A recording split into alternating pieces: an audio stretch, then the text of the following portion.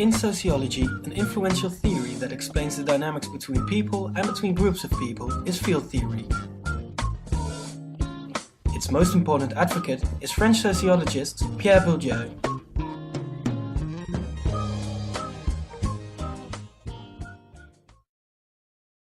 Bourdieu argues that reality is a social concept. To exist is to exist socially, in relation to others.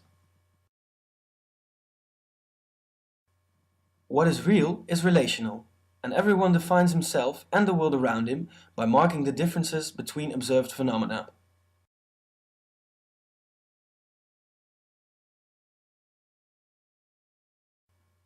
The modern Western reality, according to Bourdieu, has come into being through a process of differentiation into semi-autonomous and increasingly specialized spheres of action.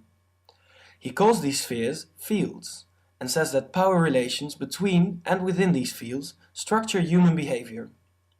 So, in order to understand how humans behave, it is important to understand in what kind of power relations they take part. In one of his articles, Bourdieu provides a working definition of this notion of the field. He says, a field is a field of forces within which the agents occupy positions that statistically determine the positions they will take with respect to the field. These positions takings being aimed either at conserving or transforming the structure of relations of forces that is constitutive of the field.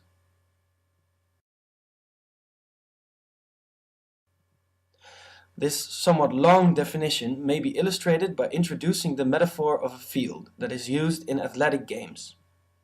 Let's say that an individual field, as defined by Bourdieu, is represented by a single football pitch.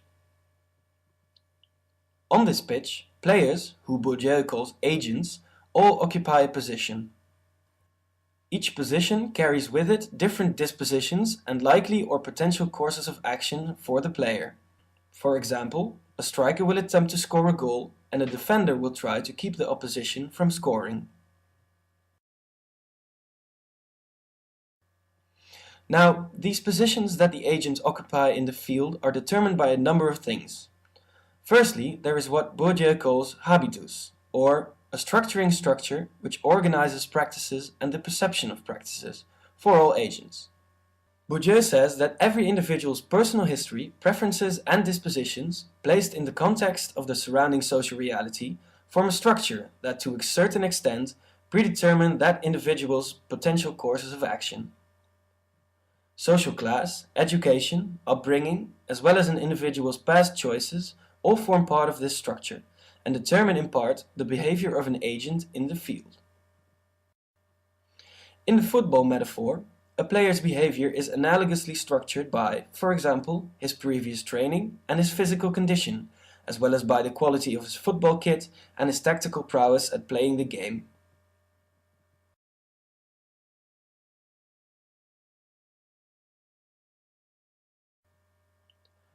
A second structuring principle in the theory of fields is doxa, which Bourdieu defines as the universe of tacit presuppositions that organize action within the field. The rules of the game, so to speak. Like habitus, these rules exercise a limiting influence on the potential courses of action for the agents in that field. Agents in the same field will tend to share a set of rules, a common doxa, insofar as they agree that the game is worth playing. For example, football players will all agree on the rule that only goalkeepers are allowed to touch the ball with their hands.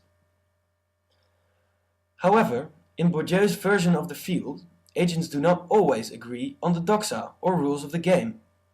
In his definition, Bourdieu also says that agents occupy positions aimed at either conserving or transforming the structure of relations of forces in a field. Agents who take positions aimed at transforming the power relations will try to change the rules of the game to their own benefit. In our football metaphor, this would mean that one player would suddenly want to use his hands as well. The players who are attempting to conserve the status quo of the doxa will not agree with this, and a struggle will ensue. Bourdieu says that in this struggle, players make use of their power, or capital as he often calls it, to impose the rules that favor them the most.